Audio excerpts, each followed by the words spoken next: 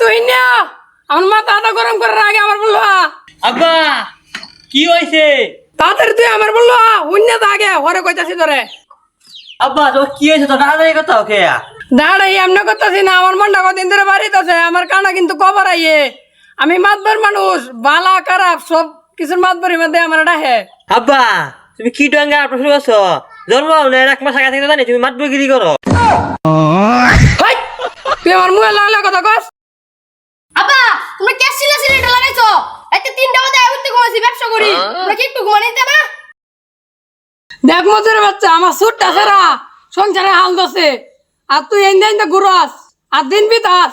বাবা তুই আমার মান সম্মানটা চা, তুই আমার বড় হু, তো অন্য সময় আছে। কই 3টা বিতাইছ আমার লাগে ক পাড়া প্রতিবেশী লয়ে গিয়া তোর বিয়াটা করাই আনবাম। বাবা বাইরে ভালো করে বুঝাও।